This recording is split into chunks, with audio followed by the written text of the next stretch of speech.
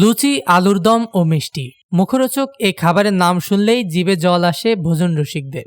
বলছিলাম ফরিদপুর কমলাপুর রেল স্টেশনের লক্ষ্মী লুচি ও মিষ্টান্ন ভাণ্ডারের কথা। শুধু ফরিদপুরে জনপ্রিয় এমনটি নয়, প্রতিবেশী জেলা থেকেও ভোজন রসিকেরা আসে লক্ষ্মীর লুচি ও মিষ্টি খেতে। আমি নর্মালি ঢাকায় থাকা হয়, তো বেসিক্যালি ফরিদপুরে যখন দাদা বাড়িতে বেড়াইতে আসি তখন বন্ধুদের সাথে এখানে এসে খাওয়া হয়।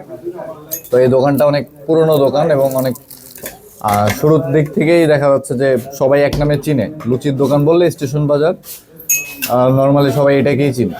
আর এদের লুচির সাথে আলুর দম এটা তো ফেমাসই, তার সাথে যে শিরার মিষ্টিটা আছে এটা 2 সাইজের হয় এবং দুইটাই খুব চমৎকার হয়। ছোট একটি দোকানে বিকেল 5টা থেকে রাত 10টা পর্যন্ত এভাবেই রান্না হচ্ছে লুচি, সেই সাথে চলছে পরিবেশনের ব্যস্ততা। 30 বছর ধরে পরিবেশন করে আসছে লুচি ও আলুর দম, সঙ্গে রয়েছে নানা ধরনের মিষ্টি।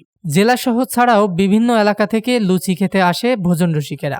ভোজন রসিকদের কাছে লুচি মানে লক্ষ্মীর লুচি, তাই তো বারে বারে ভোজন রসিকেরা ফিরে আসে এই লক্ষ্মীর লুচি খেতে। আমি মূলত সদরপুর থেকে আসছি, আমার অফিস এখানে। আমি মোটামুটি বিগত 2 বছর যাবত মোটামুটি অফিস শেষে বন্ধু বান্ধব নিয়ে মোটামুটি এখানে খাওয়া দাওয়া হয়। ওনাদের লুচি আর মানে যে আলুর দমটা এটা মোটামুটি অন্য জায়গার থেকে ভালো লাগে। এইভাবে গুরুবধূ পাল 30 বছরের ঐতিহ্য ধরে রেখে চালিয়ে যাচ্ছেন হোটেল ব্যবসা। জীবন করতে 30 বছর, ঠিক আছে।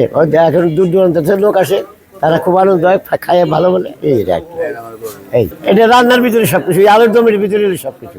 ফরিদপুরে অনেক লুচির দোকান আছে, তবে আমার দোকানে লুচি খাইতে এসে অনেক সবাই স্বাচ্ছন্দ্য বোধ মনে করে এবং সবাই আসে খায়, এবং আমারটাই কাস্টমারে ভালো বলে, এই আর কি, ওটাই ভালো লাগে শুনতে। ফরিদপুর থেকে তামিম ইসলামের তথ্য ও ভিডিও চিত্রে ডেস্ক রিপোর্ট।